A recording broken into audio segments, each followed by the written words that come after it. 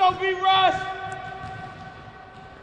You're watching live coverage of Warriors training camp. To ask any questions of our players, send tweets to @Warriors and use the hashtag GSW Countdown. I'm Tim Roy, joined by Warriors guard Jarrett Jack, and the training camp about to wrap up as Golden State will head down to Fresno to take on the Lakers on Sunday night. You can hear that game with yours truly and Jim Barnett starting at 7 o'clock on KMBR 1050. And, well, you've been through this a number of times. How was camp? It's a grind. It's always a process the first couple of days. Getting the language down, the things Coach demands of you on a night-in, night-by-night basis. And, having those two-a-days aren't the most fun, but they're always necessary. Tell me about the language part of it. It seems that in the NBA there's a finite number of plays and coverages that teams have, but every time you go to a new place, you got to learn the new words. Well, yeah. I can't speak for the rookies, but coming from another NBA system, one word may mean something else on another team, and maybe something basically totally opposite here. So, it's kind of just getting that embedded in your mind. The certain calls and what they actually mean, and then executing them as well. What has there been a tone for this particular camp? Effort. I think that's the thing that's respected. Over everything else. Making shots. I mean, we all are NBA players. We know we can do that. But fighting through fatigue. Trying to develop a mental toughness throughout. Each individual guy on this team, 1 through 15. And of course, 1 through 15, you get to bond with guys during the preseason. You're going on a road trip starting next week. That will help in that regard. But you guys started the process last night. Tell me about that. Well, it didn't start just last night. We've been here since a couple days after Labor Day. Went and checked out the Andre Ward, Chad Dawson fight. A bunch of us went to go support the Oakland Raiders when they had their first opening game, Monday Night Football. Then deep snap? No, not too well. But the guy that was doing it during the game that day didn't do it well either. No, it was a hard night for him. But then also, as a group, we went and saw, Kevin Hart's comedy show last night. He did a tremendous job. And, hopefully that camaraderie has some carryover, when we take the court tomorrow in Fresno. Again, you can send your questions to @Warriors. And from Erickson Phillip, he wants to know, which position do you feel most comfortable playing, the 1 or the 2? Probably the 1. But, I've played both positions going on 8 years now that I've been in the NBA. So, whatever's called upon me to do, if they want me to play the 1, be more of a distributor, even though I'm still, a tad bit aggressive, I can do that. And then if they want me to just put me at the 2, just to add some more scoring, another ball handler alongside Steph or Clay or whatever the situation calls for, I'm up for the challenge. Do you think that's why that you're constantly in demand, that teams are constantly calling and asking about you? You've played for a bunch of teams so far in your career, but I think it's your versatility and your defense and your toughness that make you attractive. I like to think so. I am an attractive guy. Huh? No, but in all seriousness, I think I just play hard, at the end of the day. I mean, that's what I try to hang my hat on.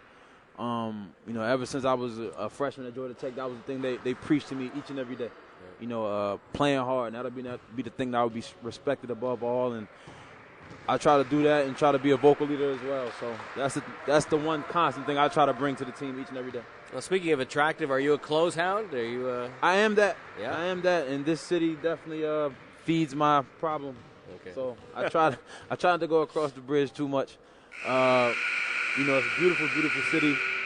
Starting to really find my way around, and I've definitely been enjoying myself, bumping into a lot of the fans who've been nothing but tremendous and welcoming me here to the Bay. You played with Carl Landry. What will he bring to the Warriors?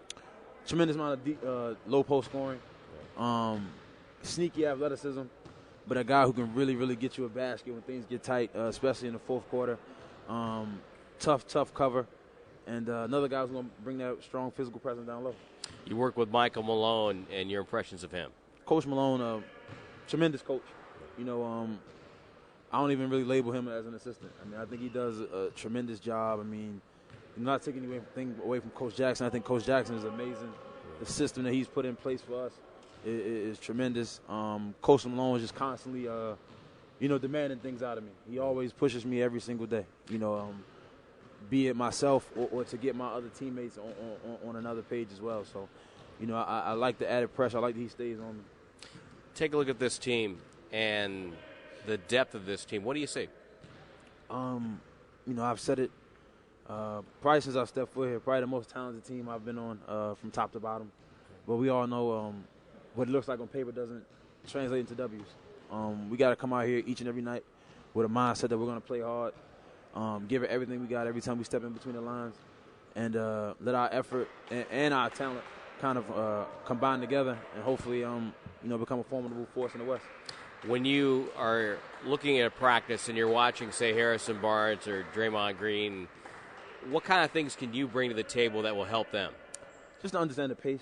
The pace of the NBA game is a lot different than the college game. That people tend to watch the NBA game and think, the game is a lot slower. But with the 24-second shot clock, obviously there are more possessions. Yeah. Understanding the type of coverages the teams are going to put on you and how to read and react into those situations. A lot of the time younger guys get, speeded up a lot and they, put themselves in a tough situation or situation where they're not going to be successful as to where, turnovers or offensive fouls or the case may be. So just slowing down and really trying to get a feel for this NBA game, and it comes with time. West is going to be tough. As always, it's the Wild Wild West. I was gone for a few years, but it didn't change. The parity in the Western Conference is always there. You always have teams, playoff situation 1 through 8. There's always 3 teams that definitely could have been in the postseason. But that's the fun part of it. So what do you like being identified as far as your college Georgia Tech goes? Are you a Yellow Jacket? Are you an engineer? Are you a rambling wreck? Well, I didn't major in engineering, so you can scratch that off. But I'm a Yellow Jacket to the heart. I bleed blue and gold. I think that's our colors. Yeah. We haven't really got the yellow part down, but I'm a very, very prideful person of the school I went to. Probably, the best experience I ever had going to the Final Four, playing in the national championship. Just the journey in itself was a tremendous experience. All right, hey, it's great to meet you. We're all very excited that you're here with the Warriors, and we look forward to a great season. Thanks so much. Thank you. Thanks for having me. All right, that's Jarrett Jack. We're live here on Warriors.com, our live coverage of Warriors training camp. And ask any questions of the players, you can send tweets to @Warriors or use the hashtag GSW Countdown. Ow! Nice.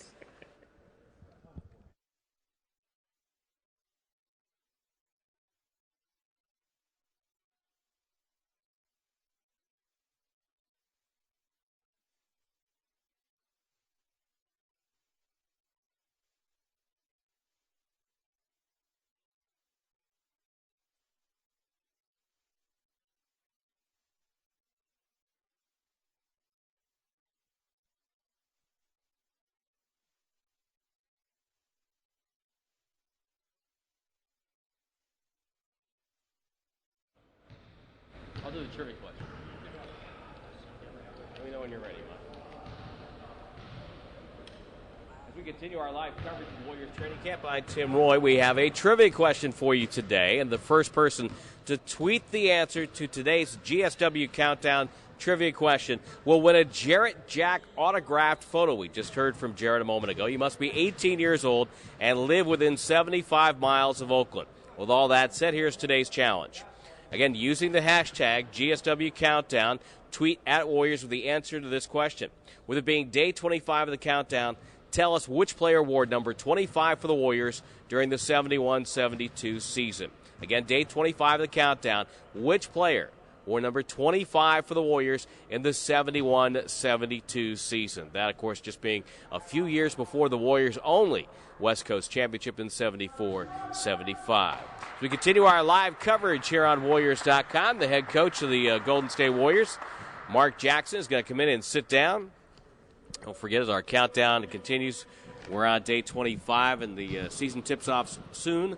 Opening night Laker 4-packs are available. Call 1-888-GSW-HOOP or go to Warriors.com/mini-plans. And the head coach is with me right now, and the coach, training camp wrapping up. First preseason game tomorrow night in Fresno, and I guess a quick analysis of camp so far. Well, it's been great. We got a great group working extremely hard, doing an outstanding job of understanding our principles, what we're trying to accomplish on the basketball floor, working real hard, competing for the first time. Since I've been here, we have depth at every position, so it makes practice even much more exciting. And I think the guys overall, collectively, excited about facing real competition as opposed to beating each other up. How is it to work with some size? Well, it's been great. When you look in the paint area, obviously Bogut's not there yet, but even looking at Fesazili and Beatrice, those guys battling each other in the paint. And then you look at David Lee against Carl Landry. Again, physical presence in the paint. You have to respond. It certainly makes you better. How much better defensively will you be just simply because the team is bigger? Well, I think you have big guys that protect the paint area. It certainly makes you a better basketball team defensively. It makes life tougher for when guys are trying to penetrate in the paint area, finishing at the rim. Now there's a price to pay because we have depth, we have athleticism, and we have tremendous size. Okay. With, say, a percentile, how much of the things you want to have in place in terms of terminology and schemes, how much of that is in place right now? Well, we've got a good percent of it in. Some of the stuff from last year. Also, I give my guys a lot of credit because the day after Labor Day, they came into town, and the rules allow you to do certain things on the floor. We stayed within the rules, but we got a lot accomplished, and because of that, we feel we're ahead of the curve and moving forward. Tell me a little bit about Steph Curry and what you saw with him this week. Oh, he's looking very good. We want to be smart with how we use them in practice and also in game situations. Our mindset is game one of the regular season, not game one of the preseason. It's important for us to make sure and realize that when you talk about Steph Curry and Andrew Bogut, these guys haven't played in a long time. So you want to pretty much control how much they do and make sure that they get their proper treatment and proper rest. It's a weird start to the preseason, a back-to-back. Does that going to change the way you approach the games in terms of maybe we'll see some guys one night, some guys not the next night? Well, it will. I think overall, especially when you're talking about a guy like Steph, certainly I don't want to make it like a back-to-back-to-back because we're just fresh off of practice, a hard, crisp practice. You don't want to now send them into a game tomorrow and then another one on Monday. So you want to make the proper decisions, and then across the board, just making sure guys are healthy and then make decisions based on that. But it'll be interesting to see how certain guys play with one another on the floor. Have you seen any looks from the rookies so far that maybe like how fast is this game and what am I doing? What I do see is they understand that this is a whole different level, where they stepped on the floor in college or in high school or in AAU basketball and they were the best player on the court. One thing you realize when you get to this level, there's great players at every position, night in and night out. And with the good teams, you find that out in practice.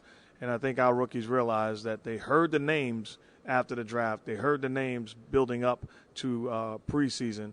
But seeing these guys live, you realize it's not as easy as you thought it would be. You know, last year at times I thought you were almost had the situation dictated to you as to who you could play and when because of injuries and so on.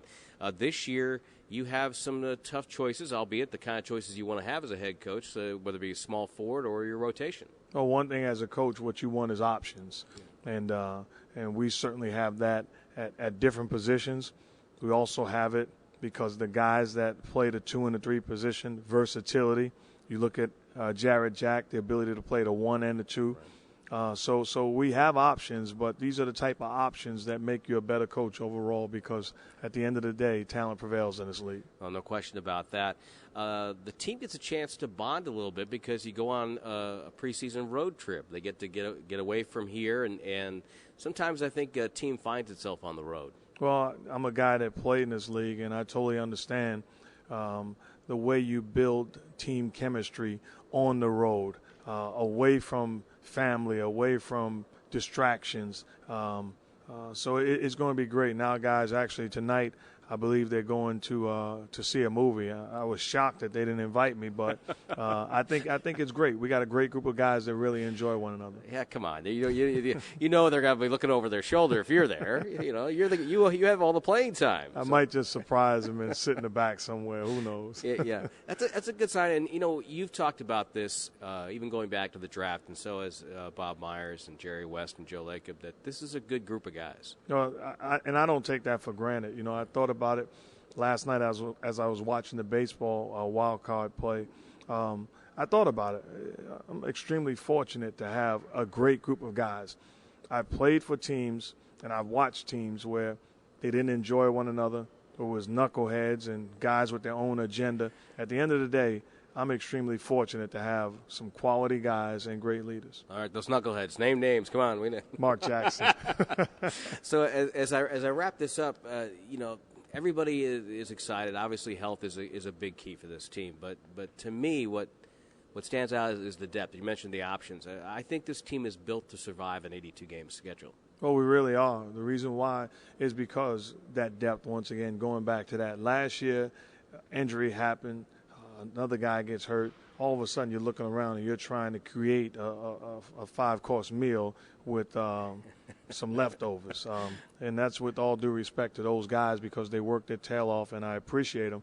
But that being said, you win in this league with talent.